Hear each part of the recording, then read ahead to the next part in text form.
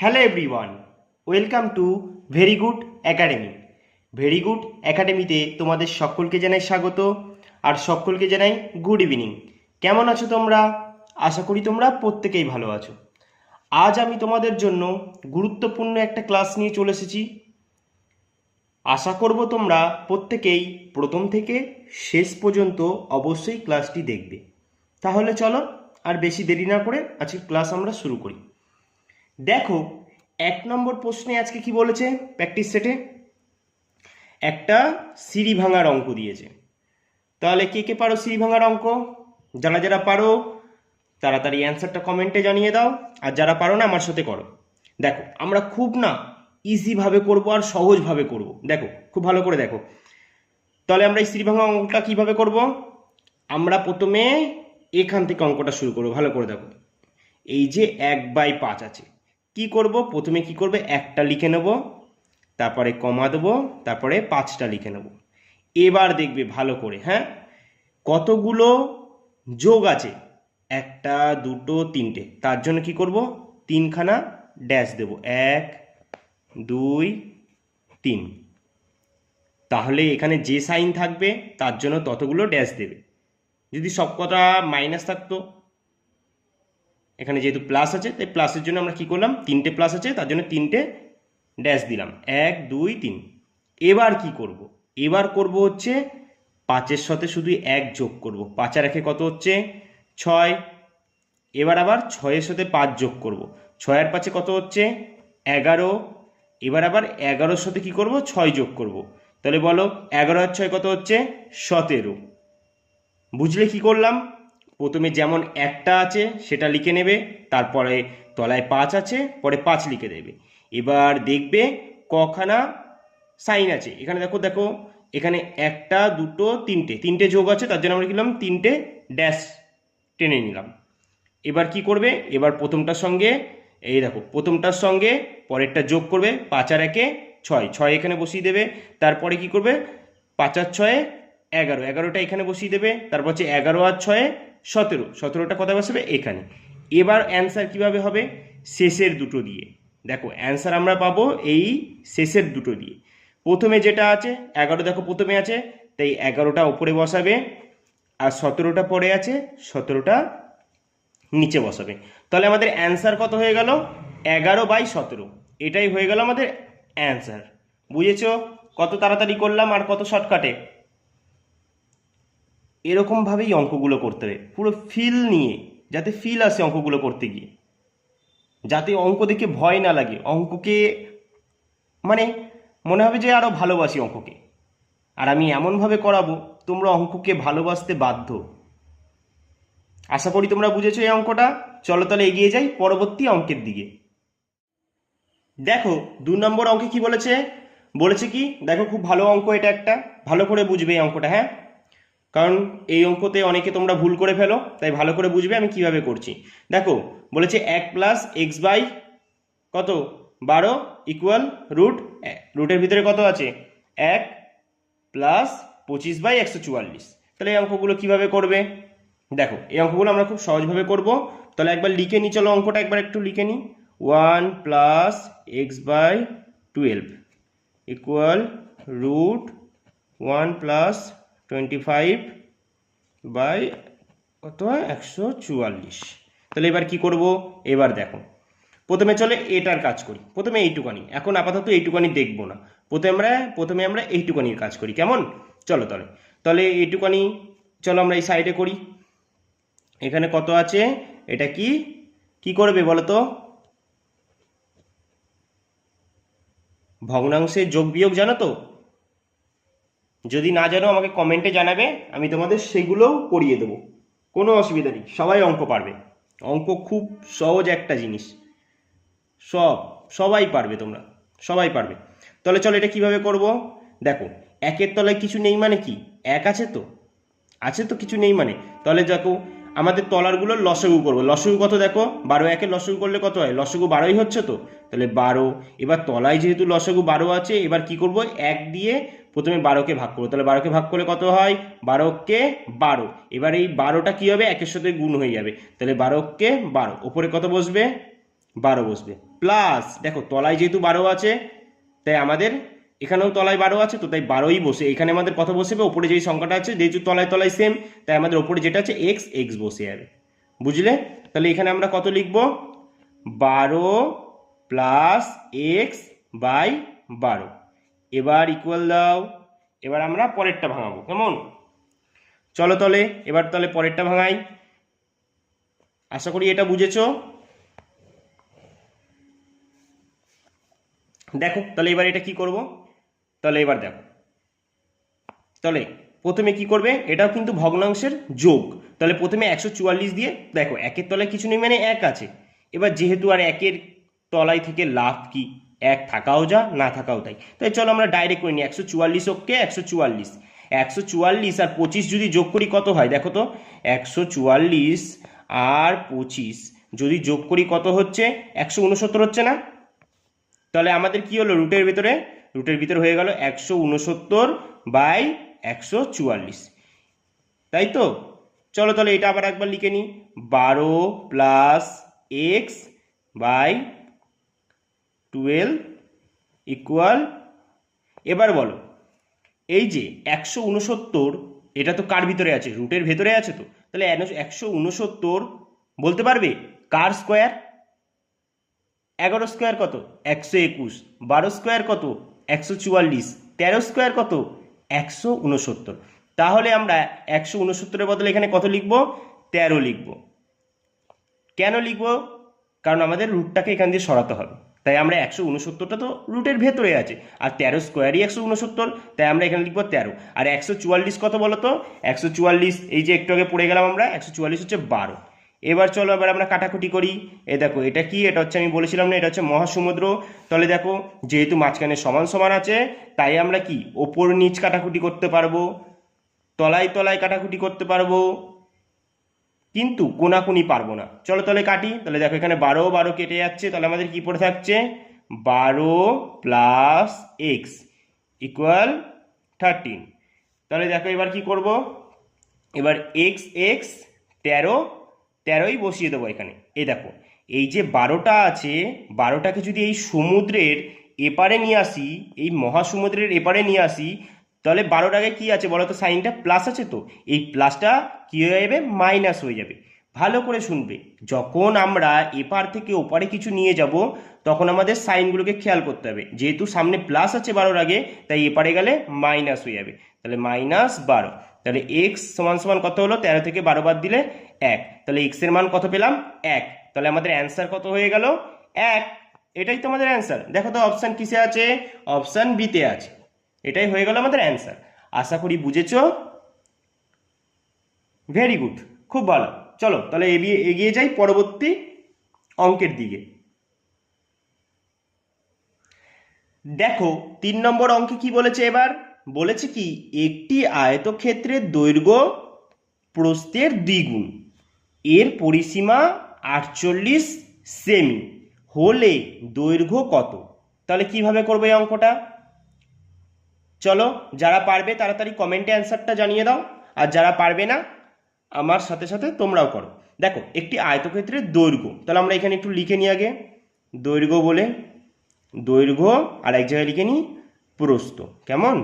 দেখো বলেছে একটি আয়তক্ষেত্রের দৈর্ঘ্য প্রস্থের কি বলেছে, প্রস্থের বলেছে কি দ্বিগুণ। ভালো করে দেখো, মানে প্রস্থ যেটা হবে তার দ্বিগুণ হবে দৈর্ঘ্য। আমরা ধরে নিই প্রস্থ হচ্ছে 1, তাহলে প্রস্থ যদি 1 হয় তাহলে দৈর্ঘ্য কত হবে, এর দ্বিগুণ না, তাহলে দৈর্ঘ্য হবে 2, তাই তো? ঠিক বললাম তো, দৈর্ঘ্য বলেছে প্রস্থের দ্বিগুণ। এবার দেখো ভালো করে, যে আমরা কিন্তু এই 1 2 রেখে দিলেই হবে না, এর সঙ্গে আমাদের একটা কিছু একটা ধরে নিতে হবে, কারণ যেহেতু গুণ বলেছে, আর গুণ ভাগ বলে কিছু একটা ধরে নেওয়াই সবচেয়ে বুদ্ধিমানের কাজ। চলো তাহলে আমরা কিছুতে কিছু আগে ধরে নিই, তাহলে আমরা ধরলাম এটা 1x, এটা হচ্ছে 2x, ঠিক আছে ধরলাম। এবার দেখো বলেছে কি এর পরিসীমা বলে দিয়েছে কত, 48, তাহলে পরিসীমা কত বলে দিয়েছে, 48। এটা কি, এটা বলো তো, এটা হচ্ছে পরিসীমা, তাহলে আমরা পরিসীমা লিখলাম, এটা পরিসীমা বলেছে, আমাদের যেটা বলেছে আমরাও ঠিক পাশে সেটা লিখে নেব। এবার দাদা পরিসীমার সূত্র কি হবে, দেখো পরিসীমার আয়তক্ষেত্রে পরিসীমার সূত্র আমরা কি জানি বলো তো, পরিসীমা বলো। আয়তক্ষেত্রের পরিসীমা কি? আয়তক্ষেত্রের পরিসীমা দেখো, এই যে হচ্ছে আয়তক্ষেত্র একটা, এটাকে বলে হচ্ছে এই যে লম্বা, এটাকে বলছে দৈর্ঘ্য, এটা হচ্ছে কি দৈর্ঘ্য, আর এটাকে বলছে সাইডে যেটা আছে এই যে দেখো, যেটা লম্বা সেটা হচ্ছে দৈর্ঘ্য, আর এটা হচ্ছে প্রস্থ। তাহলে এটা কি? এটা হচ্ছে প্রস্থ। এবার তাহলে আমাদের আয়তক্ষেত্রের পরিসীমা কোনটাকে বলে? এই যে যে আমরা এই যে বাউন্ডারি দিয়ে যেটা আমরা দেখছি একটা সীমানা রয়েছে, এটাকে বলে হচ্ছে পরিসীমা। আর ভেতরে ফাঁকা অংশ যেটা আছে এটাকে বলে হচ্ছে ক্ষেত্রফল। এটাকে কি বলে? ক্ষেত্রফল। আর এটাকে বলে কি? এটাকে বলে হচ্ছে কর্ণ। তাহলে পরিসীমার সূত্র আমরা কি জানি? 2 ইন্টু দৈর্ঘ্য প্লাস প্রস্থ, এইটা হচ্ছে কি পরিসীমার সূত্র। তাহলে আমরা দেখলাম এখানে পরিসীমা বসালাম, পরিসীমা 48 বসেছে সেটা বসালাম, আর পাশেও লিখে দেবো পরিসীমার সূত্র। তাহলে এবার লিখি চলো পরিসীমার সূত্র। 2 ইন্টু দৈর্ঘ্য কত বলেছে দেখো 2x প্রস্থ প্লাস 1x।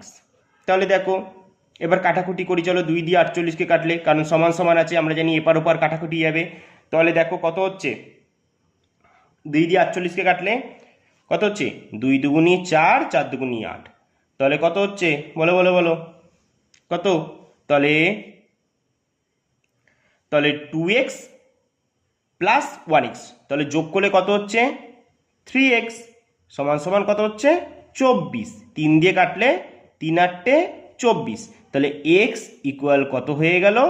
8, তাই তো? তাহলে আমাদের বার করতে বলেছে কি এখন? আমাদের বার করতে বলেছে এই যে দৈর্ঘ্য কত, দৈর্ঘ্য কত। তাহলে আমার দৈর্ঘ্য কত ধরেছিলাম? 2x, তাহলে x এর মান তো 8 পেয়ে গেলাম। এবার কি করব? x এর জায়গায় শুধু x এর মানটা বসিয়ে দেবো। তাহলে 8 দুগুণি কত হয়ে গেল? 8 দুগুণি হয়ে গেল 16। এটাই হচ্ছে আমাদের দৈর্ঘ্য। আর যদি আমাদের প্রস্থ বার করতে বলতো তাহলে x এর জায়গায় এখানে শুধু মানটা বসিয়ে দিতাম, 1 ইন্টু x এর মাথায় মানটা কত? 8, তাহলে 8। তাহলে আমাদের দৈর্ঘ্য হচ্ছে কত? 16, আর প্রস্থ কত? 8। বুঝেছো? আর যদি বলতো এখানে আমাদের ক্ষেত্রফল বার করতে, আমরা জানি কি ক্ষেত্রফলের সূত্র কি বলতো? দেখো এই দুটো লিখে দিচ্ছি আমি। ক্ষেত্রফলের সূত্র আমরা জানি, এই ফাঁকা অংশটাকে বলে ক্ষেত্রফল, মাঝখানে যে ফাঁকা অংশটা আছে এটাকেই বলে ক্ষেত্রফল।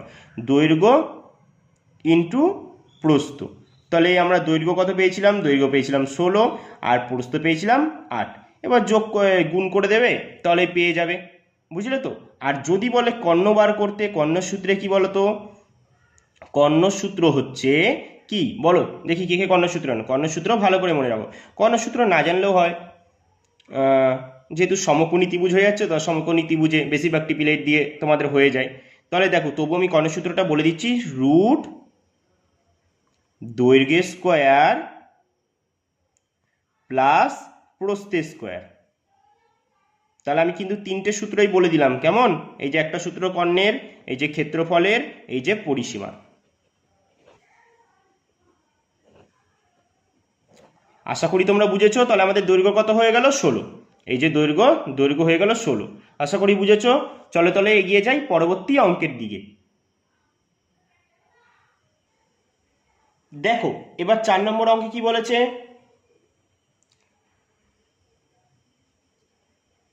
একটাও বর্গক্ষেত্রের অঙ্ক দিয়েছে। দেখো তোমরা যারা যারা পারবে অবশ্যই অ্যান্সারটা কমেন্টে জানাও। দেখো তাহলে কি বলেছে 4 নম্বর অঙ্কে? বলেছে কি একটি বর্গাকার পার্কের বাহুর দৈর্ঘ্য বলে দিয়েছে কত? 15 মিটার। তার মানে একটি কি আছে? একটি বর্গাকার পার্ক আছে। বর্গাকার পার্কের বাহুর দৈর্ঘ্য বলেছে 15 মিটার। তার বাইরের চারিদিকে 2 মিটার চওড়া রাস্তার ক্ষেত্রফল, মানে এই দেখো একটা বর্গক্ষেত্র আছে,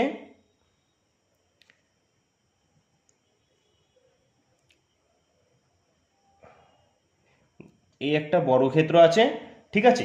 এই বর্গক্ষেত্রটার বাহু কত বলে দিয়েছে? বাহু বলে দিয়েছে 15। আর আমরা জানি কি বর্গক্ষেত্রের 4টে বাহুই সমান হয়, তাহলে এটা 15 হলে এটাও 15, এটাও 15, আর এটাও 15, এটাই তো। এবার তারপরে কি বলেছে দেখো, এবার এই লাইনটা পড়বো, তার বাইরের চারিদিকে, মানে এই বর্গক্ষেত্রটা, এর বর্গক্ষেত্রটার বাইরে, বাইরের চারিদিকে 2 মিটার চওড়া রাস্তা আছে। তাহলে তারা বাইরের চারিদিকে কি বলেছে, 2 মিটার চওড়া রাস্তা আছে। তাহলে চলো আমরা বাইরের চারিদিকে করি। 2 মিটার চওড়া রাস্তা আছে, রাস্তাটা বানাই। মানে এই বর্গক্ষেত্রটা আছে এর বাইরে, বাইরে মানে কি পুরো বাইরে, এই বর্গক্ষেত্রটার বাইরে 2 মিটার চওড়া রাস্তা আছে। এই যে রাস্তাটা আছে এই রাস্তাটা কত মিটার চওড়া, 2 মিটার। এই রাস্তাটা বলে দিয়েছে 2 মিটার চওড়া। এবার আমায় বার করতে কি বলেছে, এই যে রাস্তাটা, এই যে এই রাস্তাটা দেখতে পাচ্ছ তো, এই রাস্তাটা আমায় বার করতে বলেছে। এই রাস্তাটার ক্ষেত্রফল কত, এই রাস্তাটার ক্ষেত্রফল কত। তাহলে আমরা কি করে বার করব রাস্তার ক্ষেত্রফল? কি করে করব? দেখো রাস্তার ক্ষেত্রফল আমরা কি বার করব, রাস্তার ক্ষেত্রফল, রাস্তার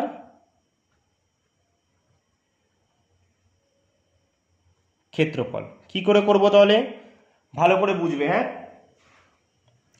আমরা যদি এই যে ভেতরে যে বর্গক্ষেত্রটা আছে, ভেতরের বর্গক্ষেত্রের এই যে ভেতরের বর্গক্ষেত্র যেটা আছে, আর একটা কিন্তু আমাদের রাস্তা এই যে মাঝখানেরটা, আর বাইরেরটাও কিন্তু একটা বর্গক্ষেত্র, যদি দেখো ভালো করে। আমরা যদি বার্গে এই যে বাইরে যে বর্গক্ষেত্রটা আছে এর ক্ষেত্রফল থেকে যদি ভেতরের বর্গক্ষেত্রের ক্ষেত্রফলটা বাদ দিয়ে দিই, তবেই কি আমরা রাস্তার ক্ষেত্রফল পাবো? হ্যাঁ, অবশ্যই আমরা রাস্তার ক্ষেত্রফল পাবো। তাহলে চলো আমরা করে নিই। তাহলে বাইরের রাস্তার ক্ষেত্রফলটা প্রথমে আমরা কি করব, বার করে নেব। চলো কি করে বার করব তাহলে দেখো, আমরা দেখো ভালো করে, ভেতরের বাহুটা যদি 15 হয়, তোমরা বলবে যে বাইরের বাহুটাও 15? কখনই হতে পারে সেটা? কারণ ভেতরের বাহুটা তো এখানে শেষ, এখানে আর এখানে শেষ, এটা বলেছে 15। তোমরা বলবে যে বাইরেরটা, এই যে বাইরেরটা তো এত বড়, তাহলে এটাও বলবে এটাও কি 15? কখনোই নয়। তাহলে কি হবে, যেহেতু রাস্তাটা কত মিটার চওড়া, 2 মিটার। দেখো 2 মিটার করে চওড়া বলেছে, তাহলে রাস্তা যদি 2 মিটার করে চওড়া হয়, 15, তাহলে কত হবে, এইদিকে 2 আর এদিকে 2, টোটাল কত হবে বাইরেরটা, তাহলে বাইরের বাহুটা টোটাল 4 বাড়বে। 15 আর 4 কত, বলো বলো, 15 আর 4 কত, 19 তো। তাহলে আমরা পেয়ে গেলাম বাইরের বাহুর দৈর্ঘ্য কত, 19। তাহলে বাইরের বাহুর দৈর্ঘ্য কত, 19। তাহলে এবার দেখো, আমরা বর্গক্ষেত্রের ক্ষেত্রফলের সূত্র কি জানি, ক্ষেত্রফলের, হ্যাঁ, বর্গক্ষেত্রে যেহেতু 4টে বাহুই সমান, তাই পরিসীমার সূত্র আমরা জানি 4 × বাহু। ক্ষেত্রফল সূত্র কি, বাহু স্কোয়ার। আর কর্ণের সূত্র কি, হ্যাঁ, √2 × বাহু। তাহলে চলো আমরা ক্ষেত্রফল বার করে নিই। ক্ষেত্রফল আমরা কি করব, তাহলে যেহেতু আমরা ক্ষেত্রফলের সূত্র কি জানি, ক্ষেত্রফলের সূত্র জানি বাহু বাহু স্কোয়ার। তাহলে বাহু স্কোয়ার মানে কি, বাহু কত, বাইরের বাহু হচ্ছে 19, যেহেতু স্কোয়ার বলেছে 2 বার 19 লিখে নিলাম।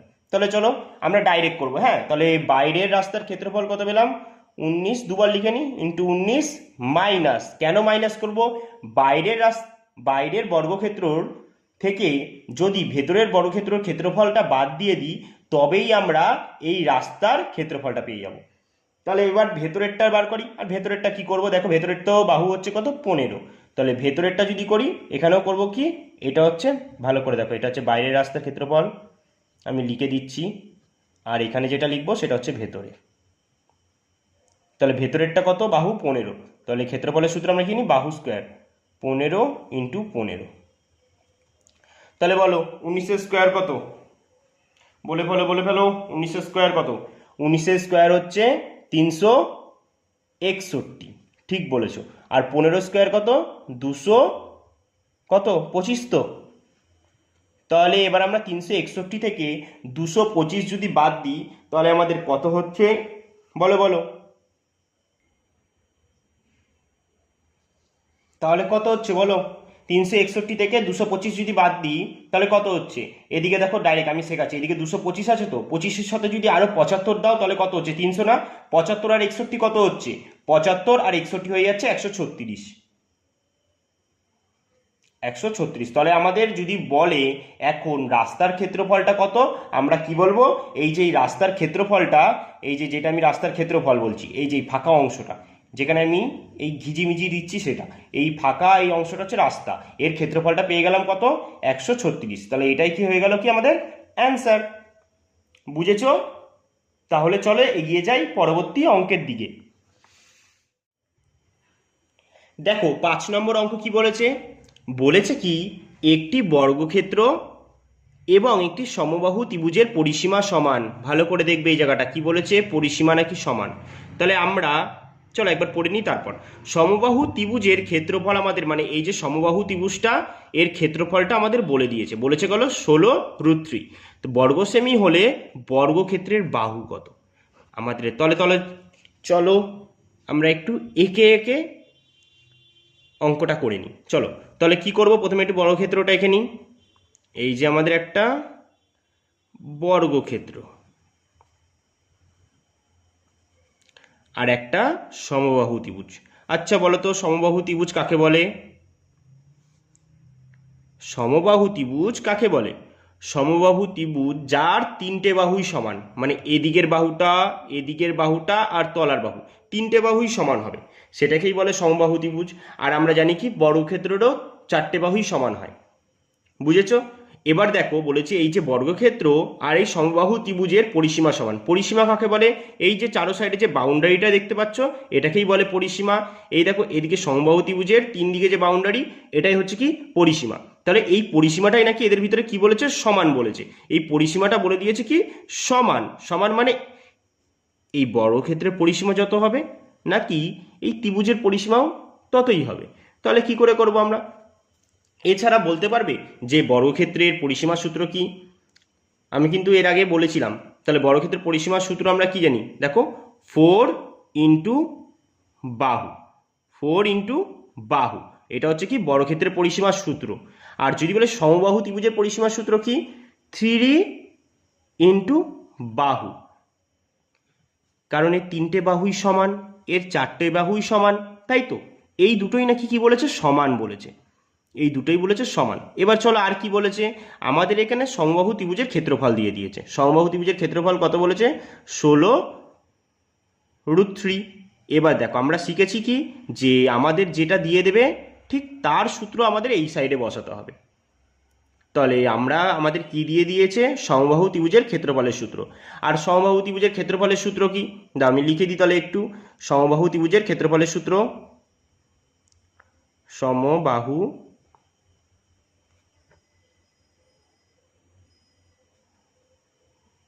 ত্রিভুজের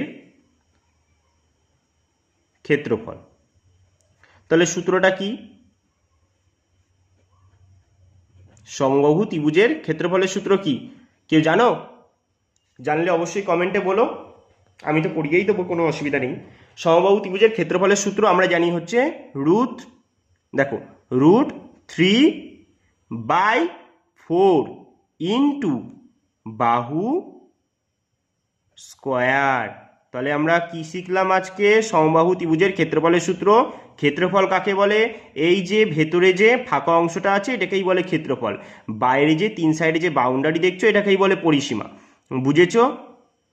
তাহলে আমরা সমবাহু ত্রিভুজের ক্ষেত্রফলের সূত্র কি, √3/4 ইন্টু বাহু স্কোয়ার। তাহলে এটা আমরা এখানে লিখে নেব, লিখে নিই √3/4 ইন্টু কত, বাহু স্কোয়ার। চলো তাহলে এবার কাটাকুটি করি। কেন দাদা কাটাকুটি করবো, এই যে মাঝখানে সমান সমান আছে তাই আমরা জানি কাটাকুটি করা যায়। করলে কি হবে এবার দেখে নাও, এদিকে দেখো √3, এদিকে √3 কেটে যাবে। তাহলে এবার দেখি এবার কি আর কাটাকুটি যাবে? কখনোই যাবে না। কেন যাবে না? আর তো আমার দেখো চারটা যদি ওপরে থাকতো তাহলে আমি কাটতে পারতাম, যেহেতু 16টা ওপরে আছে, 16র তলায় কিন্তু সংখ্যা আছে, কিছু নেই মানে 1 আছে। ঠিক আছে, কিছু নেই মানে 1 আছে। তাহলে এবার আমাদের কি হবে, আর মাঝখানে সমান সমান তাই আমাদের কোনাকুনি গুণ হয়ে যাবে। তাহলে বাহু স্কোয়ার কত হয়ে গেল, বাহু স্কোয়ার হয়ে গেল। এবার দেখো 4 দিয়ে 16কে গুণ হয়ে যাবে, তাহলে 4 16 64। তাহলে দেখো তলায় তো সূত্র লিখে ফেলেছি। চলো আমি এই সাইডটা দেখিয়ে দিচ্ছি, এটা অ্যারো দিয়ে, হ্যাঁ এইখানে দেখিয়ে দিচ্ছি। তাহলে বাহু স্কোয়ার কত হয়েছে, বাহু স্কোয়ার সমান সমান 64। তাহলে এবার দেখো তো বাহু যদি বলি আমরা কি শিখেছি, আমি কি শিখিয়েছি যে স্কোয়ার যদি উঠাই, স্কোয়ার ওঠালে ওপারে যে কি হয়ে যাবে, মহাসাগরের ওপারে যে কি হয়ে যাবে, রুট হয়ে যাবে। তো স্কোয়ার ওঠালে মহাসাগরের ওপারে যে রুট হয়ে যাবে। তাহলে কি হচ্ছে, স্কোয়ার উঠাচ্ছি ওপারে যে রুট হয়ে যাচ্ছে। তাহলে এবার বলো তো 64 কার স্কোয়ার, 8 8 64। তাহলে আমরা জানি কি 8 8 64, তাহলে √64 কার স্কোয়ার 8। তাহলে এবার আমরা কি করব, এটা কার পেলাম, এটা বাহুটা পেয়ে গেলাম। তো এবার চলো আমরা তাহলে একটা যে কোনো পরিসীমা বার করে নিই। তাহলে এখানে সমবাহু ত্রিভুজের পরিসীমা বার করি। 3 ইন্টু বাহু, বাহু কত পেয়েছি 8, তাহলে কত হচ্ছে 3 8 24, তাহলে বাহু কত হয়ে গেল, হ্যাঁ 24, তো নে বাহু বলছি কেন 24, পরিসীমা 24 হয়ে গেল। তাহলে আমরা সমবাহু ত্রিভুজের পরিসীমা 24, এই যে 24 যে পরিসীমাটা পেলাম আমি কিন্তু পুরো ভাঙিয়ে ভাঙিয়ে দেখাচ্ছি, হ্যাঁ আমি ইচ্ছা করলে শর্ট করে দেখিয়ে চলে যেতে পারি, আমি চাই তোমরা বোঝো। আর যারা পারবে তো তারাও কখন অ্যান্সার করে নিয়েছো সেটা তো আমি জানি, আমি কেন শেখাচ্ছি এটা, যারা পারে না তাদের জন্য, কারণ আমি চাই তারাও একদিন অঙ্ক পারবে, তারাও চাকরি করবে, তারাও তাদের স্বপ্নের চাকরি ছিনিয়ে নেবে। তাহলে দেখো কি হলো, আমরা তাহলে পরিসীমা কত পেয়ে গেলাম 24 পেলাম। এবার আমাদের প্রশ্নে প্রথমেই বলেছিল না যে দুজনেরই পরিসীমা সমান, বর্গক্ষেত্র আর ত্রিভুজের পরিসীমা সমান। তাহলে দেখো এই 24 যদি সমবাহু ত্রিভুজের পরিসীমা হয় তাহলে এই 24 আমি বলবো বর্গক্ষেত্রের পরিসীমা। তাহলে তো আমরা কি জানি, তাহলে আমি এখানে লিখে নিই 24, এই যে একটু আগে শিখেছিলাম এটা বসালাম কি 24 পরিসীমা, আর পরিসীমার সূত্র আমরা কি জানি, এই যে বর্গক্ষেত্রের 4 ইন্টু বাহু। তাহলে এবার কি করব, 4 দিয়ে কাটি, 4 6 24, তাহলে আমরা দেখো বর্গক্ষেত্রের বাহু কত পেয়ে গেলাম 6, আর আমাদের এটাই বার করতে বলেছে, তাহলে আমাদের অ্যান্সার কত হয়ে গেল 6। তাহলে এটা আমাদের কোথায় আছে, অপশান ডিতে আছে। আশা করি তোমরা বুঝেছো। আমি কিন্তু এই 6টা তোমাদের এখানেও বার করে দেখিয়ে দিতে পারতাম, আমি আরও একটু ভাঙিয়ে দেখিয়েছি যাতে তোমরা ফিল করতে পারো। আমি সবসময় বলি তোমাদের অঙ্ককে ফিল করা অবশ্যই দরকার, তাতে তোমাদেরই বুঝতে সুবিধা হবে, আর যত বুঝবে তত অঙ্কতে তোমরা কি হবে, প্রো হয়ে যাবে। যেমনি তোমরা ফ্রি ফায়ারে অনেকেই আছো প্রো, যারা ফ্রি ফায়ার খেলো বা পাবজি খেলো, কিন্তু আমি তোমাদের অঙ্কতে প্রো বানাবো, ওই যাকে বলে প্রো ম্যাক্স। তাহলে বুঝেছো অঙ্কটা, আশা করি অবশ্যই বুঝেছো। তাহলে এই ছিল আজকের আমাদের কিছু গুরুত্বপূর্ণ অঙ্ক। তাহলে আজকে এখানেই আমাদের ক্লাসটি শেষ করছি, আবার তোমাদের সাথে দেখা হবে পরবর্তী আরও একটা গুরুত্বপূর্ণ প্র্যাকটিস সেট নিয়ে। ততক্ষণের জন্য সকলকে জানাই টাটা।